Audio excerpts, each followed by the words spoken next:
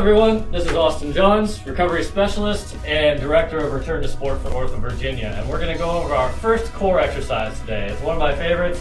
It's called a dead bug.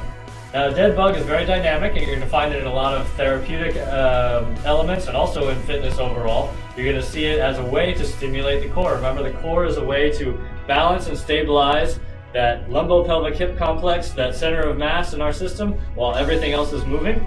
So what we're going to do is try to get us into a gravitational advantageous position lying on our back. So when I get somebody to do a dead bug, the first thing I'm going to have them do is lie on their back. We're going to get their palms up because this is going to relieve some of the stress that they got in their upper shoulders and back. I'm going to have them rock their pelvis forward and back to try to find that neutral position of their spine. Okay?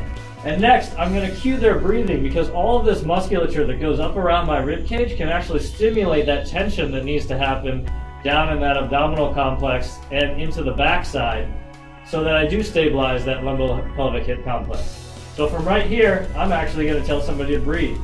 So I want them to inhale and exhale. Inhale. Exhale. Now that time around, you probably noticed that my abdomen moved. The proper inhale and exhale, when I inhale, my abdomen protrudes. When I exhale, it falls back. That's proper diaphragmatic breathing, and it's a good thing to have happen if I'm going to stimulate the core. You'll notice a lot of people with poor core balance, it's because they don't breathe well. So we're going to start our core activity with breathing. Moving on, now I'm actually going to manipulate that lumbopelvic hip complex so that I can find a stable point under tension. So I'm going to breathe. I want to inhale. And on the exhale, I'm going to push my lower back into the ground. Inhale. I open the space between my ribs and pelvis here, creating larger visceral space. Then I exhale, tighten that up.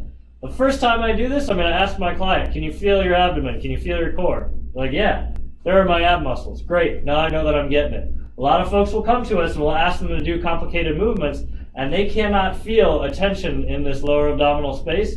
Doing this little micro movement where I'm engaging the breathing and forcing what's called posterior pelvic tilt is going to force that abdominal tension. Now, at least they know what to look for when they're doing their core exercise. Next, we're going to start getting some appendage involvement, okay? So now I'm going to have them bring their knees up and their arms up. Now that's a little bit advanced. I might have just one or the other, but we're going to move on. So from here, inhale and exhale.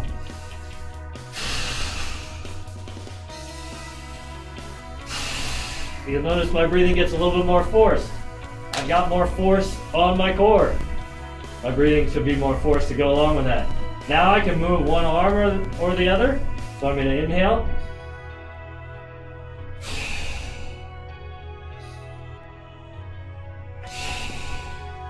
Or one leg or the other.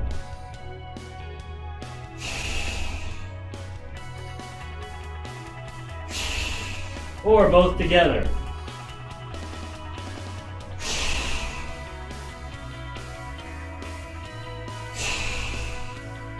And relax.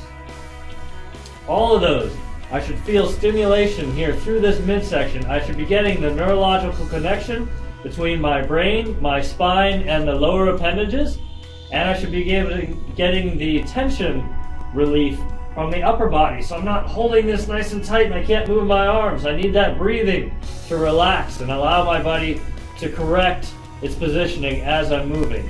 I cannot force my body to do core. All I can do is teach it how to inhale, exhale, aspirate properly, and allow the movements to happen at the same time. If I can't coordinate my breathing and my appendages, I'm not going to be able to stimulate my core and something can go awry. Now I can make this more advanced. I can put weights in my hands, I can put bands in my hands, things like that. But if I can't get that basic core stabilization down, I'm not doing a proper dead bug, and this is where I want to start. I want to thank you all for listening today. This has been a lot of information on the core and how to do a dead bug, and go ahead and apply it properly, and I hope you all get back in the game. From Austin Johns, Return to Sport. Thank you.